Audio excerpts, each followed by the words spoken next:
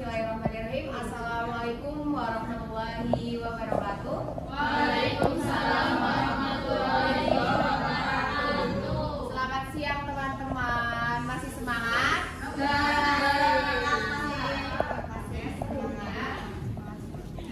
Oke, sebelumnya yang terhormat Bapak Dr. Adas Eko Suroso MPD selaku dosen mata kuliah matematik. Yang terhormat juga atau yang berbahagia teman-teman semuanya.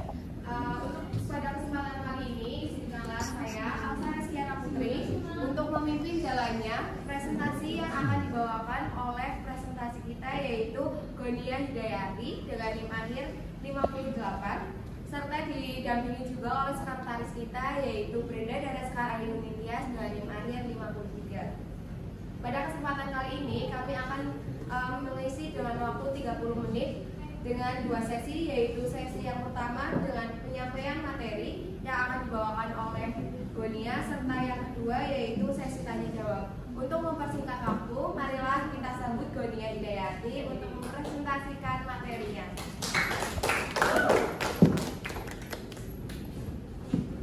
Sebelumnya terima kasih Mbak Alsa atas kesempatan yang diberikan. Langsung saja saya akan mempresentasikan hasil pengamatan saya mengenai pragmatik. Nah, seperti yang teman-teman ketahui sendiri, di papan ini sudah saya tulis beberapa pendapat para ahli mengenai pragmatik.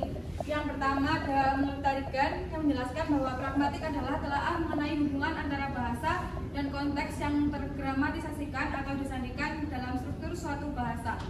Kemudian yang kedua ada menurut Yule pada tahun 2006 yang menjelaskan bahwa pragmatik adalah studi tentang hubungan antara bentuk-bentuk linguistik dan pemakai bentuk-bentuk itu.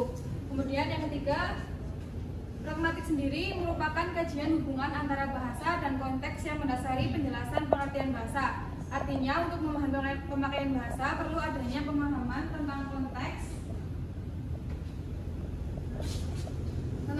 yang mendasari penjelasan tentang konteks, dapat menerima, dapat mendengarkan, dapat memahami apa yang akan disampaikan, atau mungkin juga saat kalian bertemu dengan orang kecil, maksudnya anak-anak kecil, atau mungkin dosen, atau mungkin teman sekalian, pasti kan juga kalian mempunyai strategi tutur yang berbeda-beda. Seperti itu? Seperti itu bukan? Ya, itu masih bagus ya? Masih, alhamdulillah. Nah, berdasarkan yang saya tuliskan tadi yang di PPT dan saya jelaskan itu, saya juga bersumber dari jurnal dan buku-buku seperti yang dapat teman-teman baca sendiri, dan di bawah ini merupakan bukti untuk keabsahan yang saya amati. Silakan bisa dilihat teman-teman.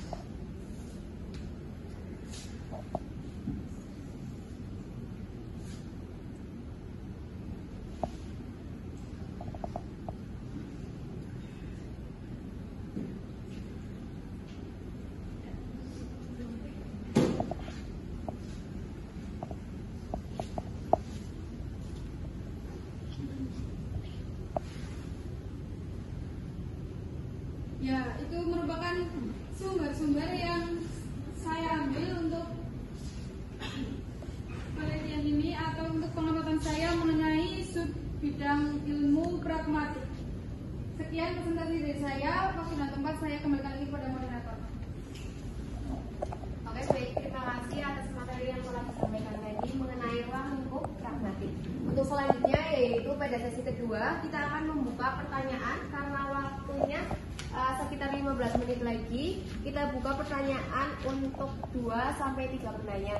Jadi bagi teman-teman yang ingin bertanya bisa langsung mengacungkan jari. Oke, mungkin yang pertama dulu ya dari Mbak Silva. Ya, pertanyaan saya bertanya Anindita dengan NIM akhir 40. Bertanya, apa fungsi pragmatik dalam proses belajar mengajar? Terima kasih. Oke, untuk penanya kedua dari Mbak Gladys. Kenalkan, saya Muhtana dari Jogja dengan NIM 849. Tadi kan Mbak Gonia menjelaskan pada bagian tindak tutur. Tindak tutur menurut Richard yaitu istilah minimal dari pemakaian situasi tutur tutor atau peristiwa tutur atau tindak tutur. Jadi pertanyaan saya, kapankah suatu peristiwa disebut sebagai peristiwa tutur? Terima kasih. Oke, untuk penanya ketiga bisa tadi NIM 2201040065 izin bertanya berdasarkan penjelasan tentang pengertian implikatur, apakah antara penutur dan pendengar harus memiliki latar belakang yang sama ataupun pengetahuan yang sama agar makna yang tersirat dapat dipahami oleh pendengar? Terima kasih. Oke, baik, terima kasih untuk 3 penanya tersebut. Akan kami tampung dulu dan akan dijawab oleh pemakai Bapak Silakan. Aku dan Pak, saya serahkan kembali untuk Mbak Bonia menjawab. Baik, terima kasih kesempatannya Mbak Alsa. Untuk presentasi pada pagi hari ini, pagi menjelang siang, masuk sebanyak 3 pertanyaan. Yang pertama dari Mbak Zulfa, Mbak Gladys, dan Mbak Nabila. Ya, pertama mungkin saya akan menjawab pertanyaan dari Mbak Zulfa terlebih dahulu. Mbak Zulfa bertanya, apa fungsi pragmatik dalam proses belajar mengajar? Ya, dengan pragmatik ini, peserta didik itu akan dapat lebih mengaktualisasikan kemampuan berbahasa yang dimiliki dalam kehidupan sehari-hari dalam masyarakat. Jadi, dalam belajar pragmatik sendiri, siswa itu dapat paham gitu loh Mbak. Kayak nggak asal bicara, nggak asal ngomong, tapi tahu maksud dan tujuannya. Itu. Apakah bisa dipahami, Mbak Siva? Iya bisa. Terima kasih atas jawabannya. Ya, baik, terima kasih. Kemudian saya akan menjawab pertanyaan dari Mbak Gladys yang bertanya, kapankah suatu peristiwa apa Mbak? Mohon maaf, peristiwa tutur. Kapan suatu peristiwa tutur itu dapat terjadi? Ya. Peristiwa tutur itu dapat terjadi jika ada 2 orang yang saling membutuhkan. Misalnya seperti ini, saya dan Mbak Gladys sendiri. Kan saya sebagai penutur dan Mbak Gladys sebagai mitra tutur saya. Nanti saat ini antara saya dan Mbak Gladys itu terjadi penuturan. Seperti itu. Ya, Mbak Gladys, apakah bisa diterima? Ya. Jadi kalau misalnya peristiwa tutur itu harus ada penutur dan mitra tutur. Jika tidak ada atau hanya penutur, maka itu hanyalah monolog seperti itu. Ya. Nah, sama-sama Mbak Gladys. Kemudian pertanyaan dari Mbak Nabila, untuk penutur dan mitra tutur, apakah harus punya pengetahuan yang sama untuk dapat saling memahami? Seperti itu ya Pak intinya. Nah, menurut saya antara penutur dan mitra tutur itu tidak harus mempunyai pengetahuan yang sama, karena dalam peristiwa tutur atau dalam percakapan sehari-hari kita itu tidak harus bercengkrama atau berbicara dengan orang-orang yang kita kenal saja atau emang orang-orang yang mungkin mempunyai tingkat pengetahuan yang sama dengan kita. Bisa saja kita berbicara dengan mungkin anak kecil yang seperti tadi yang saya sampaikan saat menjelaskan, atau mungkin dengan dosen gitu kan, kita tidak pas pengetahuannya berbeda-beda ya, berbeda-beda. Terus bagaimana sih untuk supaya antara penutur dan mitra tutur itu saling mempunyai pemahaman yang sama? Ya tadi berdasarkan adanya peranggapan dari penutur, bagaimana dengan cara bagaimana menyesuaikan supaya atau peranggap, maksudnya apa ya kira-kira dulu lah, kira-kiranya bahasa apa sih atau kata-kata apa yang bisa mitra tutur diterima, atau mungkin dengan kegiatan tindak berupa body, maksudnya bahasa tubuh atau mungkin jiwa, maksudnya jiwa ya emang yang ada di dalam diri ini, bagaimana dengan penutur itu berbicara dalam kehidupan sehari-hari. Apakah bisa diterima Mbak Nabila? Ya, sama-sama. Pertanyaan sudah akan saya jawab semua, Mbak Moderator, silakan. Oke, baik. Mungkin cukup sekian ya untuk pertanyaan-pertanyaannya, karena waktu yang telah disediakan juga 30 menit dan telah mencukupi. Jadi untuk itu saya sendiri dari moderator mohon maaf apabila ada kesalahan dalam tutur kata. Saya akhiri. Demikian presentasi yang telah disampaikan oleh Bonia. Saya sebagai moderator mohon maaf dan saya akhiri. Wassalamualaikum warahmatullahi wabarakatuh. Waalaikumsalam warahmatullahi wabarakatuh.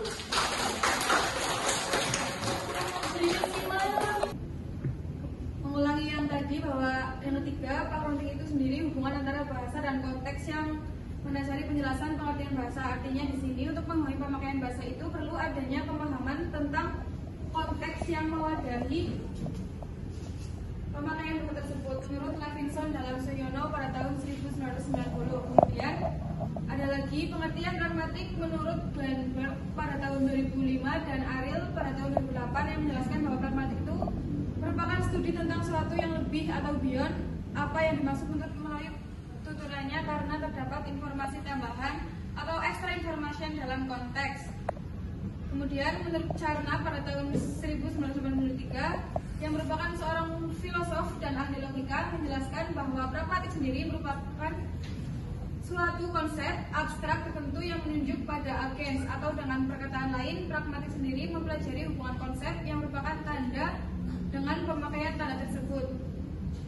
Kemudian berdasarkan menurut pendapat ahli yang di atas, saya sendiri menyimpulkan bahwa pragmatik sendiri itu merupakan ilmu yang mempelajari telaah penggunaan bahasa dan pemakaian tanda bahasa melalui penuturan guna memahami suatu makna yang disampaikan berdasarkan konteks. Jadi pragmatik di sini itu tidak hanya mengucapkan atau menyebutkan bahasa, tetapi dalam pragmatik ini kita juga mempelajari apa yang diucapkan itu, terus maksudnya apa, tujuannya apa, itu semua dipelajari dalam pragmatik sendiri. Kemudian sumber-sumber yang saya ambil ada seperti yang ada di layar, teman-teman bisa membaca. Selanjutnya ada Deixis. Deixis sendiri adalah istilah teknis atau dari bahasa Yunani untuk salah satu hal yang mendasar yang kita lakukan dengan tuturan. Deixis sendiri berarti penunjukan melalui bahasa. Lalu yang kedua, Deixis sendiri merupakan referen atau rujukan yang berpindah-pindah dan berganti-ganti tergantung siapa yang menjadi si pembicara atau tergantung pada saat dan tempat dituturkannya kata itu menurut Purwo pada tahun 1984. Kemudian yang C, Deixis sendiri merupakan suatu kata yang memiliki referen yang hanya dapat diidentifikasikan dengan memperlihatkan identitas pembicara serta saat dan tempat diutarakannya tuturan yang mengandung unsur bersangkutan. Menurut Sarwiji dan kawan-kawan dalam Suanarwan pada tahun 2014. Jadi dapat disimpulkan Deixis sendiri itu merupakan kata yang memiliki makna sesuai dengan waktu, tempat, serta maksud dan ujaran penutur. Misalnya penutur di sini mengucapkan kemudian sendiri itu termasuk dalam waktu. Jadi kalau misalnya nih penutur kan berarti saya. Kalau misalnya saya mengucapkan kemudian berarti bermakna yang akan terjadi seperti itu. Dan sumber-sumber yang saya ambil ada 3 buku dan 3 buku dan jurnal juga. Selanjutnya yang ketiga ada tindak tutur. Tindak tutur menurut beberapa ahli yang saya kutip, salah satunya ada menurut Richard pada tahun 1995 dalam arti sempit yang sekarang atau istilah minimalnya dari pemakaian situasi tutur atau peristiwa tutur dan tindak tutur. Jadi ketika kita berbicara, kita melakukan tindakan seperti laporan, membuat pernyataan, mengajukan pertanyaan, memberi peringatan, dan sebagainya. yang kedua,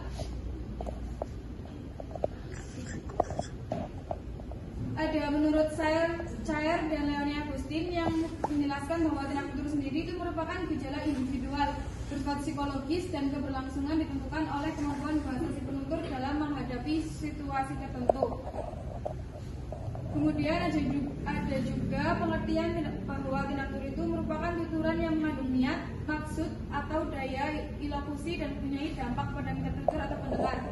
Kemudian ada juga menurut Cair lagi yang saya kutip dalam bukunya pada tahun 2012 yang menjelaskan bahwa tindak tutur sendiri merupakan gejala individual bersifat psikologis dan keberlangsungan ditentukan oleh kemampuan bahasa si penutur dalam menghadapi situasi tertentu. Jadi dapat disimpulkan bahwa tindak tutur merupakan suatu tindakan yang merujuk pada kemampuan penutur untuk dapat mengekspresikan maksud dari tuturan agar dapat diterima dan dipahami. Jadi dengan tindak tutur ini merupakan hal yang akan kita lakukan atau bisa juga dengan bahasa tubuh atau nada, kayak ucapan-ucapan yang kita keluarkan ini maksudnya itu memberi pernyataan atau memberi ungkapan atau memberikan saran atau memberikan persetujuan seperti itu. Kemudian ada implikatur. Implikatur sendiri menurut Grice dalam Susono tahun 1993 halaman 30 menjelaskan bahwa implikatur ialah ujaran yang menyiratkan sesuatu yang berbeda dengan yang sebenarnya diucapkan. Kemudian ada teori implikatur menurut Nababan pada bukunya pada tahun 1987 dari Grice. Sebenarnya bahwa implikatur itu merupakan kaidah penggunaan bahasa, kaidah yang mencakupi aturan tentang bagaimana percakapan dapat dilaksanakan secara efektif dan efisien. Selanjutnya ada juga menurut pendapat ahli yang bernama Gassner pada tahun 1979 pada halaman 30 yang menjelaskan bahwa implikatur adalah proposisi yang tersirat melalui ungkapan kalimat dalam sebuah konteks. Meskipun demikian, proposisi itu bukan bagian entailment tentang apa yang benar-benar dikatakan. Jadi implikatur ini merupakan suatu ujaran yang mempunyai makna tersirat atau sebaliknya dari apa yang diucapkan.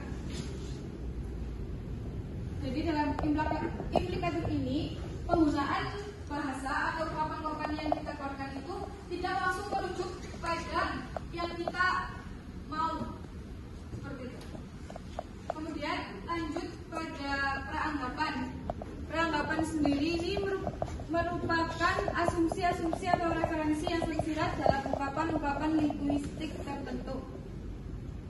Kemudian ada peranggapan yang merupakan sebuah komponen penting dalam suatu proses interaksi atau dalam komunikasi terpenutur. Hari ini dikarenakan peranggapan dapat berkecil terjadinya kesalahpahaman antara penutur dan mitra tutur. Jadi untuk memperkecil kesalahpahaman ini, biasanya seorang penutur itu dapat melihat bagaimana seorang mitra tuturnya. Jadi penutur ini dapat memperkirakan perkataan atau ucapan atau ungkapan yang akan dikeluarkan sehingga mungkin mitra tutur menjadi lebih paham. Seperti itu.